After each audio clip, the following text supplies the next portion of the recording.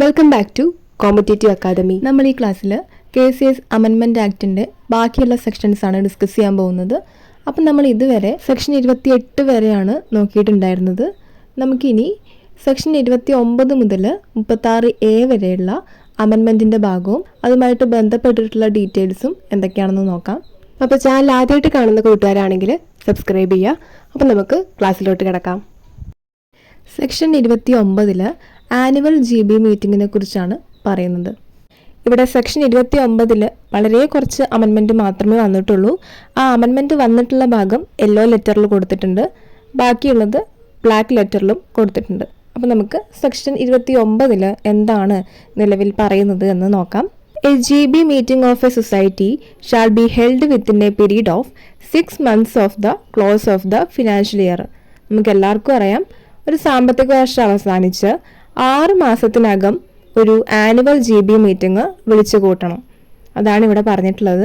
ഇത് എന്തിനൊക്കെ വേണ്ടിയിട്ടാണ് ഒരു ആനുവൽ GB മീറ്റിംഗ് വിളിച്ചു കൂട്ടുന്നത്, എന്തൊക്കെ പർപ്പസിന് വേണ്ടിയിട്ടുള്ളതാണ് എന്നുള്ളതാണ് താഴെ കൊടുത്തിട്ടുള്ളത്. ബഡ്ജറ്റ് അപ്രൂവ് ചെയ്യുന്നതിന് വേണ്ടിയിട്ട് ഒരു ആനുവൽ GB മീറ്റിംഗ് വിളിച്ചു കൂട്ടണം. ദെൻ ഇലക്ഷനുമായി ബന്ധപ്പെട്ടിട്ടുള്ള കാര്യങ്ങൾക്ക് വേണ്ടിയിട്ട് ആനുവൽ GB മീറ്റിംഗ് വിളിച്ചു കൂട്ടണം.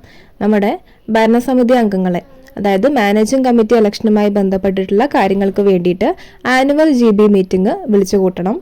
അതേപോലെ ഒരു സംഘത്തിൻ്റെ ഓഡിറ്റ് കഴിഞ്ഞ് കിട്ടുന്ന ഓഡിറ്റ് റിപ്പോർട്ടും അതേപോലെ അവിടെ വല്ല ഡിഫക്റ്റോ അങ്ങനെയുള്ള എന്തെങ്കിലും ഉണ്ടെങ്കിൽ അതുമായി ബന്ധപ്പെട്ടിട്ടുള്ള ഫോളോ അപ്പ് ആക്ഷനും ഇത്രയും കാര്യങ്ങൾ ആനുവൽ GB മീറ്റിങ്ങിൽ സബ്മിറ്റ് ചെയ്യണം. അതേപോലെ തന്നെ ഒരു സംഘത്തിൽ എന്തെങ്കിലും ഡെഫിസിറ്റോ അല്ലെങ്കിൽ എന്തെങ്കിലും ലോസോ ഉണ്ടെങ്കിൽ അത്തരം കാര്യങ്ങൾ GB മീറ്റിങ്ങിൽ അവതരിപ്പിക്കണം എന്നുള്ളത് പറയുന്നുണ്ട്. Then approval of the program of activities of the society prepared by the committee of the ensuing year.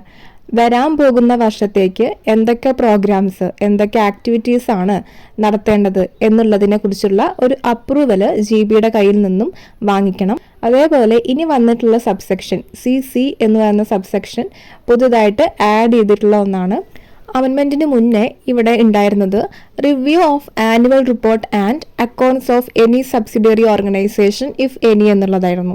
ഇവിടെ അമെൻമെൻറ്റിന് ശേഷം അക്കൗണ്ട്സിന് മുന്നേ ഓഡിറ്റഡ് അക്കൗണ്ട്സ് എന്നുള്ളത്, അതായത് എന്ത് അക്കൗണ്ട്സ് ആണ് എന്നുള്ളതിനൊരു ക്ലാരിറ്റി കൊടുത്തുകൊണ്ട് ഓഡിറ്റഡ് അക്കൗണ്ട്സിൻ്റെയും അതേപോലെ ആനുവൽ റിപ്പോർട്ടിൻ്റെയും റിവ്യൂ എന്നുള്ളതാണ് പുതിയ അമെൻമെൻറ്റിൽ വന്നിട്ടുള്ളത്.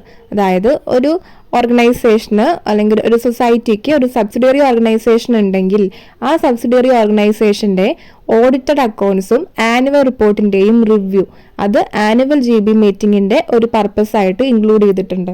അതേപോലെ നമുക്കറിയാം ബൈലോ അമെൻമെൻറ്റ്, അതുമായി ബന്ധപ്പെട്ടിട്ടുള്ള കാര്യങ്ങൾക്ക് ആനുവൽ GB മീറ്റിങ്ങിൻ്റെ അപ്രൂവൽ വേണം. ദെൻ സബ്സെക്ഷൻ CE പുതുതായിട്ട് ആഡ് ചെയ്തിട്ടുള്ളതാണ്. ഇവിടെ പറയുന്നത് കമ്മിറ്റി മെമ്പേഴ്സിനോ അല്ലെങ്കിൽ ഒരു സൊസൈറ്റിയിലെ എംപ്ലോയീസിനായിക്കോട്ടെ അല്ലെങ്കിൽ അവരുടെ ഫാമിലി മെമ്പേഴ്സിനായിക്കോട്ടെ ഇവർക്ക് സൊസൈറ്റിയുമായിട്ട് എന്തെങ്കിലും ലയബിലിറ്റീസ് ഉണ്ടെങ്കിൽ അതിൻ്റെ ഡീറ്റെയിൽഡ് ലിസ്റ്റ് GB മീറ്റിങ്ങിൽ സബ്മിറ്റ് ചെയ്യണം എന്നുള്ളതാണ് പുതുതായിട്ടുള്ള അമെൻമെൻറ്റ്. അതായത് കഴിഞ്ഞ സാമ്പത്തിക വർഷത്തിൽ മെമ്പേഴ്സ്, എംപ്ലോയീസ് അതേപോലെ അവരുടെ ഫാമിലി മെമ്പേഴ്സ് ഇവർക്ക് സൊസൈറ്റിയുമായി എന്തെങ്കിലും ലയബിലിറ്റീസ് ഉണ്ടെങ്കിൽ അതിൻ്റെ ഡീറ്റെയിൽഡ് ലിസ്റ്റ് GB മീറ്റിങ്ങിൽ സബ്മിറ്റ് ചെയ്യണം എന്നുള്ളതാണ് പുതിയ അമെൻമെൻറ്റ്. കൂടെ തന്നെ അവർ എക്സ്പ്ലനേഷനായിട്ട് കൊടുത്തിട്ടുണ്ട് ഫാമിലി മെമ്പേഴ്സ് എന്ന് പറയുമ്പോൾ അതിൽ ഇൻക്ലൂഡ് ചെയ്യുന്നത് ആരൊക്കെയാണ് എന്നുള്ള കാര്യം. അതിൽ വരുന്നത് husband, wife, children including adopted children and parents. അതേപോലെ രജിസ്ട്രാർ ആവശ്യപ്പെടുന്ന ബാക്കിയുള്ള കാര്യങ്ങൾ, ആക്റ്റിലും റൂളിലും പറയുന്ന, ബൈലോയിൽ പറയുന്ന കാര്യങ്ങൾ ഇവയൊക്കെ GB മീറ്റിങ്ങിൽ സബ്മിറ്റ് ചെയ്യേണ്ടതാണ്. സബ്സെക്ഷൻ 2 പറയുന്നത് the registrar or any person deputed by him and the director of cooperative audit or any person deputed by him may have the right to attend in the committee and in the GB meeting of any society. Registrar depute ചെയ്യുന്ന വേറൊരു വ്യക്തിക്കോ DCAക്കോ DCA depute ചെയ്യുന്ന വേറൊരു വ്യക്തിക്കോ ഏതൊരു സൊസൈറ്റിയുടെയും managing committee മീറ്റിങ്ങിലായിക്കോട്ടെ GB മീറ്റിങ്ങിലായിക്കോട്ടെ പങ്കെടുക്കാനുള്ള rights ഉണ്ട് എന്നുള്ളതാണ് ഈ സബ്സെക്ഷനിൽ പറയുന്നത്. അമെൻമെൻറ്റിന് മുന്നേ ഈ അധികാരം രജിസ്ട്രാർക്കും രജിസ്ട്രാർ ഡെപ്യൂട്ട് ചെയ്യുന്ന പേഴ്സണ് മാത്രമേ ഉണ്ടായിരുന്നുള്ളൂ. ഇപ്പോൾ അവിടെ TCAയും കൂടെ ആഡ് ചെയ്തിട്ടുണ്ട്. ഇതാണ് ഇവിടെ വന്നിട്ടുള്ള അമെൻമെൻറ്റ്. അപ്പോൾ RCSനും RCS ഡെപ്യൂട്ട് ചെയ്യുന്ന വ്യക്തിക്കും DCAയ്ക്കും DCA ഡെപ്യൂട്ട് ചെയ്യുന്ന വ്യക്തിക്കും സംഘത്തിൻ്റെ കമ്മിറ്റി മീറ്റിങ്ങിൽ അതേപോലെ ആനുവൽ GB മീറ്റിങ്ങിൽ പങ്കെടുക്കാനുള്ള അവകാശം ഉണ്ടായിരിക്കും. അടുത്തതായിട്ട് അമെൻമെൻറ്റ് വന്നിട്ടുള്ളത് സെക്ഷൻ 31ലാണ്. 31 പറയുന്നത് nominee of government on committee of an apex or a central society. ഇവിടെ സബ്സെക്ഷൻ 3ലാണ് മാറ്റം വന്നിട്ടുള്ളത്. അതായത് a person nominated to the committee of an apex or a central society under subsection 1 shall not take part in the voting for the election of the office bearers and in the discussion of any no confidence motion or vote on any such motion. ഇങ്ങനെ തിരഞ്ഞെടുക്കപ്പെടുന്ന വ്യക്തികൾക്ക് ഒരു office ബിയറേഴ്സിനെ തിരഞ്ഞെടുക്കാനുള്ള ഇലക്ഷനിൽ പങ്കെടുക്കാനോ no confidence മോഷനിലോ അല്ലെങ്കിൽ അതുമായി ബന്ധപ്പെട്ടിട്ടുള്ള വോട്ടിങ്ങിൽ പങ്കെടുക്കാനോ ഉള്ള റൈറ്റ്സ് ഉണ്ടായിരിക്കില്ല എന്നുള്ളതാണ് ഇവിടെ വന്നിട്ടുള്ള അമെൻമെൻറ്റ്. അടുത്തത് section 32 super session of the കമ്മിറ്റിയുടെ പിരിച്ചുവിടലിനെ കുറിച്ചാണ് സെക്ഷൻ 32 പറയുന്നത്. അപ്പോൾ നമുക്ക് എന്താണെന്ന് നോക്കാം. സെക്ഷൻ 32 1 പറയുന്നത് രജിസ്ട്രാർക്ക് ഫിനാൻസിംഗ് ബാങ്കിന്റെ റിപ്പോർട്ട് ലഭിച്ചാലോ ഇല്ലെങ്കിൽ വിജിലൻസ് ആൻഡ് ആന്റി കറപ്ഷൻ ബ്യൂറോയുടെ റിപ്പോർട്ടിന്റെ അടിസ്ഥാനത്തിലോ വിജിലൻസ് ഓഫീസറിന്റെ റിപ്പോർട്ടിന്റെ അടിസ്ഥാനത്തിലോ ഒരു സംഘത്തിൽ ഇൻക്വയറി നടത്തിയതിനു ശേഷം രജിസ്ട്രാർക്ക് ഇൻക്വയറി നടത്താം, അല്ലെങ്കിൽ അദ്ദേഹം ഓതറൈസ് ചെയ്യുന്ന വേറൊരു പേഴ്സണ് എന്ത് ചെയ്യാം, ഇൻക്വയറി നടത്താം. ഇങ്ങനൊരു ഇൻക്വയറി നടത്തിയതിന് ശേഷം അദ്ദേഹത്തിന് അവർ പറയുന്ന കാര്യങ്ങൾ ബോധ്യപ്പെട്ട് കഴിഞ്ഞാൽ ഒരു സംഘത്തിൻ്റെ സൂപ്പർ സെഷൻ നടത്താവുന്നതാണ്. ഇത്തരത്തിൽ ഒരു കമ്മിറ്റീനെ എപ്പോഴൊക്കെയാണ് സൂപ്പർ സെഷൻ നടത്തേണ്ടുന്നത്, അതിനുള്ള റീസണുകളാണ് ഇനിയുള്ള സബ് ക്ലോസിൽ കൊടുത്തിട്ടുള്ളത്. അതായത് സംഘത്തിൻ്റെ ബൈലോ അല്ലെങ്കിൽ കേസസ് ആക്ട് റൂള് ഇവയ്ക്കെതിരെ നിരന്തരമായി എന്തെങ്കിലും വീഴ്ച വരുത്തി കഴിഞ്ഞാൽ കമ്മിറ്റിയിൽ സൂപ്പർ സെഷൻ നടത്താവുന്നതാണ്. അതേപോലെ ആക്ട് റൂള് തുടങ്ങിയവ ബോധപൂർവം ലംഘിക്കുകയോ അവയ്ക്കെതിരായിട്ട് പ്രവർത്തിക്കുകയോ ചെയ്യുകയാണെങ്കിൽ കമ്മിറ്റീനെ സൂപ്പർസീഡ് ചെയ്യാവുന്നതാണ്. പുതിയതായിട്ടൊരു സബ്സെക്ഷൻ ഇവിടെ ആഡ് ചെയ്തിട്ടുണ്ട്. അതിൽ പറയുന്നത് സെക്ഷൻ 76 പ്രകാരം സെക്ഷൻ 76 എന്തെങ്കിലും വീഴ്ച വരുത്തി കഴിഞ്ഞാൽ, അതായത് സെക്ഷൻ 76 പറയുന്നത് എക്സിക്യൂഷൻ ഓഫ് ഓർഡേഴ്സിനെ കുറിച്ചാണ്. ഒരു ഓർഡർ എങ്ങനെയാണ് എക്സിക്യൂട്ട് ചെയ്യേണ്ടുന്നത് എന്നുള്ള കാര്യം സെക്ഷൻ 76 ഡീറ്റെയിൽ ആയിട്ട് പറഞ്ഞിട്ടുണ്ട്. അതിൽ എന്തെങ്കിലും വീഴ്ച വരുത്തി കഴിഞ്ഞാൽ ഈ സെക്ഷൻ 32 പ്രകാരം ഒരു കമ്മിറ്റീനെ സൂപ്പർസീഡ് ചെയ്യാൻ സാധിക്കും എന്നതാണ് പുതുതായിട്ട് ആഡ് ചെയ്തിട്ടുള്ള സബ്സെക്ഷൻ.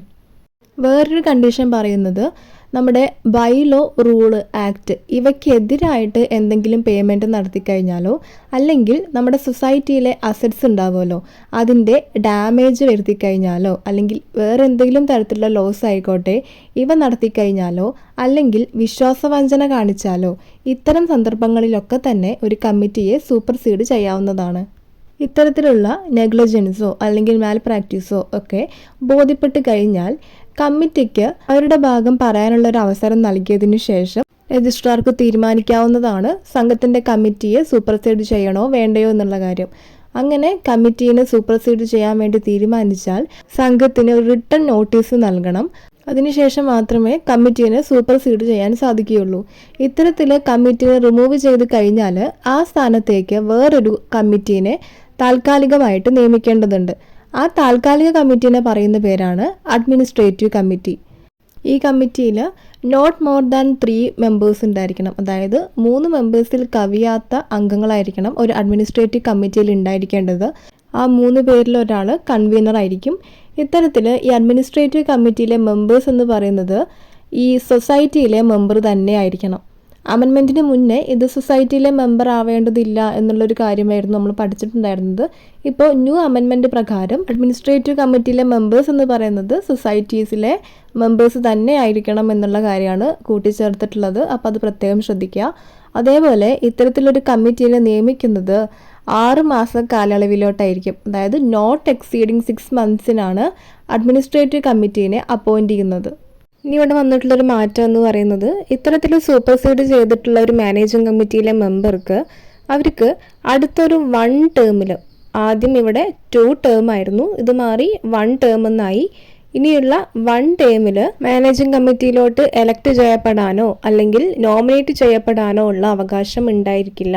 അതേപോലെ ഒരു അഡ്മിനിസ്ട്രേറ്റർ ആയിട്ട് ഈ വ്യക്തിയെ അപ്പോയിന്റ് ചെയ്യാനോ ഉള്ള അവകാശം അല്ലെങ്കിൽ അധികാരം ഈ വ്യക്തിക്ക് ലഭിക്കില്ല എന്നതാണ് ഇവിടെ പറയുന്നത്. ഇത്തരത്തിൽ അപ്പോയിന്റ് ചെയ്യുന്ന അഡ്മിനിസ്ട്രേറ്റീവ് കമ്മിറ്റിയിലെ മെമ്പേഴ്സിന് നോർമലി ഒരു കമ്മിറ്റിയിലുള്ള മെമ്പേഴ്സിന് എന്തൊക്കെ അധികാരങ്ങളുണ്ടോ അത്തരത്തിലുള്ള എല്ലാ അധികാരങ്ങളും ഉണ്ടായിരിക്കും എന്നുള്ളതാണ് ഇവിടെ പറയുന്നത്. അതേപോലെ രജിസ്ട്രാർക്ക് കാലാകാലങ്ങളിൽ ഇതിൽ മാറ്റം വരുത്താവുന്നതാണ്. ഇത്തരത്തിലുള്ള അധികാരങ്ങളെല്ലാം തന്നെ അഡ്മിനിസ്ട്രേറ്റീവ് കമ്മിറ്റിക്ക് ഉണ്ടാവുമെന്ന് പറയുന്നുണ്ട്. ഇത് അമെൻമെൻറ്റിന് മുന്നേയും ഇങ്ങനെ തന്നെയായിരുന്നു. ഇതിൽ ചെറിയൊരു ഭാഗം ആഡ് ചെയ്തിട്ടുണ്ട്. അവിടെ പറയുന്നത് എന്താണെന്ന് വെച്ചിട്ടുണ്ടെങ്കിൽ മേലെ പറഞ്ഞിട്ടുള്ള അധികാരത്തിന് പുറമെ അഡ്മിനിസ്ട്രേറ്റീവ് കമ്മിറ്റിക്ക് മെമ്പറിനെ എൻറോൾമെൻറ്റ് ചെയ്യാനുള്ള അധികാരം കൊടുക്കുന്നുണ്ട്. അതേപോലെ ഈ അഡ്മിനിസ്ട്രേറ്റീവ് കമ്മിറ്റിയിലെ മെമ്പറിന് വോട്ടിംഗ് റൈറ്റ്സ് ഉണ്ടായിരിക്കില്ല. Shall not have voting rights unless an elected committee ratifies the membership. ഇതാണ് പുതുതായിട്ട് കൂട്ടിച്ചേർത്തിട്ടുള്ള അമെൻമെൻറ്റ്. അടുത്തത് സെക്ഷൻ 34A ആണ്. ഇത് പുതുതായിട്ട് ആഡ് ചെയ്തിട്ടുള്ള ഒരു സെക്ഷനാണ്.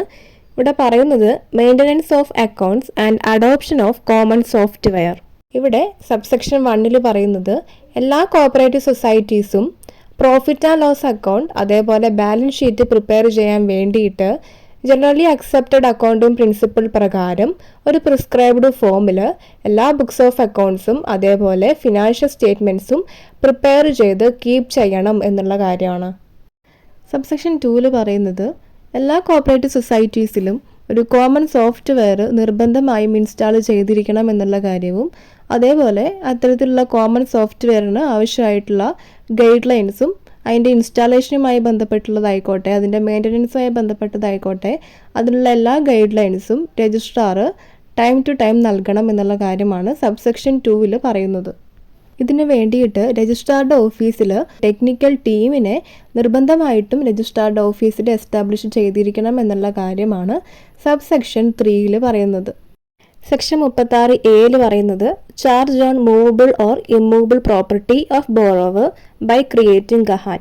ഗഹാൻ ക്രിയേറ്റ് ചെയ്യുന്നതിനെ കുറിച്ചാണ് ഇവിടെ സെക്ഷൻ 36A പറയുന്നത്. ഇവിടെ വന്നിട്ടുള്ള മാറ്റം എന്ന് വെച്ച് കഴിഞ്ഞാൽ KCRDB ആക്ട് 10 to 15 ആയിരുന്നു നമ്മുടെ ഗഹാനുമായിട്ട് റിലേറ്റ് ചെയ്തിട്ടുള്ള സെക്ഷൻസ് എന്ന് പറഞ്ഞിട്ട് അമെൻമെൻറ്റിന് മുന്നേ നമ്മൾ പഠിച്ചിട്ടുണ്ടായിരുന്നത്. 10ഉം 15ഉം ഇൻക്ലൂഡഡ് ആണ്. ബട്ട് ഇപ്പോൾ ഇവിടെ അമെൻമെൻറ്റ് പ്രകാരം കുറച്ച് സെക്ഷൻസും കൂടെ ആഡ് ചെയ്തിട്ടുണ്ട്. അതായത് KCRDB ആക്ട് 1984 സെക്ഷൻ 9 to 15ഉം അതേപോലെ സെക്ഷൻ 19 to 28 ഇത്രയും സെക്ഷൻസ് നമ്മുടെ ഗഹാനുമായിട്ട് റിലേറ്റ് ചെയ്തിട്ട് നമ്മുടെ ആക്റ്റിൽ പറയുന്നതാണ്. അപ്പോൾ ഇവിടെ അമെൻമെൻറ്റായിട്ട് ഇത്ര മാത്രമേ വന്നിട്ടുള്ളൂ, ബാക്കിയെല്ലാം സെയിം തന്നെയാണ്. അപ്പോൾ നമ്മൾ ഇന്നത്തെ ക്ലാസ്സിൽ സെക്ഷൻ 29 തൊട്ട് സെക്ഷൻ 29, 30, 31, 32, 34A അതേപോലെ 36A ഇത്രയും സെക്ഷൻസിൽ വന്നിട്ടുള്ള അമെൻമെൻറ്റ്സും അതുമായി ബന്ധപ്പെട്ടിട്ടുള്ള ഇമ്പോർട്ടൻ്റ് ആയിട്ടുള്ള കാര്യങ്ങളുമാണ് നമ്മൾ ഈ ക്ലാസ്സിൽ പഠിച്ചിട്ടുള്ളത്. അപ്പോൾ ഇനി ബാക്കിയുള്ള സെക്ഷൻസും അതേപോലെ കേരള ബാങ്കിൻ്റെ സിലബസ് വൈസ് ക്ലാസ്സും വരുന്ന ദിവസങ്ങളിൽ അപ്ലോഡ് ചെയ്യുന്നതായിരിക്കും. അപ്പോൾ ക്ലാസ് എല്ലാവർക്കും യൂസ്ഫുൾ ആയിട്ടുണ്ടാവുമെന്ന് വിചാരിക്കുന്നു. താങ്ക്